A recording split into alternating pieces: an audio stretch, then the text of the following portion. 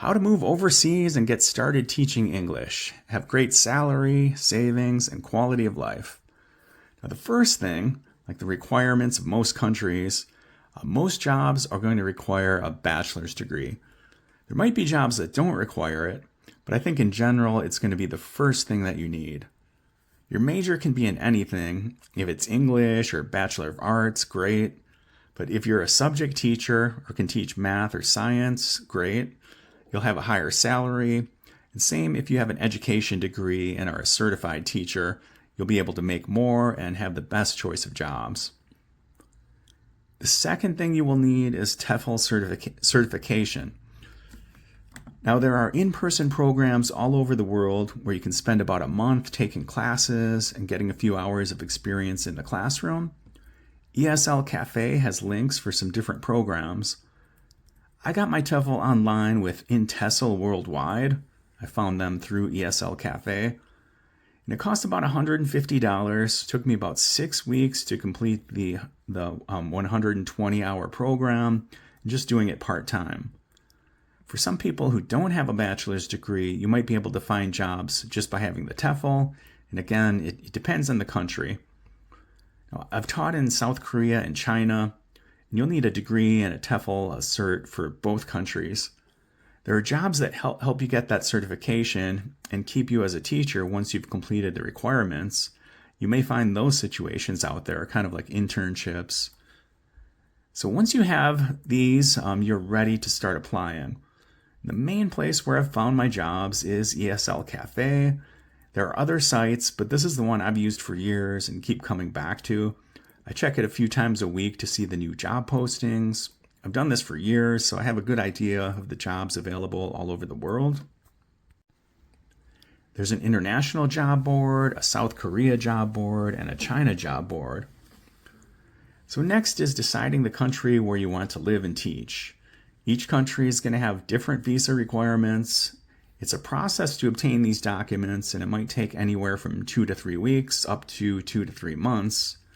Oh, the other thing I should mention, you must have a passport. Don't forget that.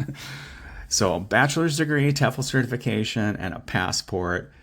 Once you have those, then you can get to the process of applying and getting ready for the just doing all of the paperwork.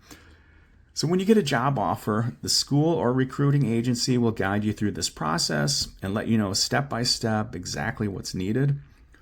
So you can start sending resumes to the jobs you're interested in. Okay, a few things to have ready. A copy of your degree, a copy of your TEFL certificate, resume, passport, a headshot photo. These days, more schools and agencies require a short intro video, usually about 1 minute long, just introducing yourself and why you want to teach and find a job in that country. If you're applying for jobs in Asia and you live in the US, the interviews are likely to be late evening hours or early morning hours US time. Okay, so once you have the offer, then it's time to begin gathering the documents.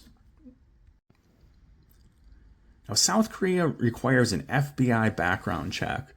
To my knowledge, it's the only country that requires this, but I could be wrong. Now, this is going to take the longest. Google where you can get this done in whatever city you live in. It requires fingerprints, the whole 9 yards. China accepts a state background check, and many other countries accept this too. And it usually just costs a couple bucks. You can do it all by mail. Just search for a background check in your home state. And you send in a request form, a money order, a return stamped envelope. There's no need for fingerprints and the more elaborate paperwork of the FBI check. And they should notarize it. If they don't, you'll need to find a notary to have this done. So when you get that back, then you'll need the apostille seal. If you live in a city where you can walk into the state office that does this, you'll have a huge advantage. You can get this done quickly, usually same day for a small fee. For China, you'll need the apostille seal on copies of your degree, the TEFL certification, and background check. You will also need to have a quick medical check done. You can do this at a low-cost public clinic, or if you have a doctor, you can do it there. You'll have a medical check once you arrive in the country you're moving to as well. So check with your agency to make sure if you also need one in your home country before traveling. It would save you time and money if you don't need one in advance. Just get one done once you're in the country. Before COVID, for China, you needed to take or send the apostille documents to the China consulate. I've done this in Chicago. The other China consulates or embassies I know of are in Washington, D.C., L.A., New York, and San Francisco. And the next step will be to get the documents authenticated by the consulate. And I think it's a similar process for Korea. If I remember, you can find which countries have the Korea consulate. I also went to the one in Chicago when I had my paperwork done. So I recommend getting there early in the morning. You might be able to pick up the documents later that same day. I believe Korea has a similar process these days. I'm not sure if they authenticate the documents or just require the apostille seal. These are things the school or agency will help you with. Once you complete those steps in the work visa process, you're ready to pack your bags and fly out. Your start date will already be set during this time. For China, you need to book your flight and you'll be reimbursed by the school. Korea used to buy your flight ticket up front, and I think they still do this, but I'm not 100% sure. It used to be the Wild West. On my first job in Korea in 2004, from the time I had the short interview, I was in the country in 1 week. I miss those days. I was offered the job, they emailed my flight ticket, set the date, and I was out of there. I was in Korea literally in 1 week from that interview and teaching. Now, after a couple weeks, when I was in Korea, I was sent on an overnight visa run to Japan. Took the hydrofoil ferry from Busan to Fukuoka, Japan to complete the visa. Just about a 3-hour trip. I had a similar experience my first time in China. I had all the documents, but I arrived in Shanghai on a tourist visa, and they sent me to Hong Kong for a couple days to convert it to a work visa.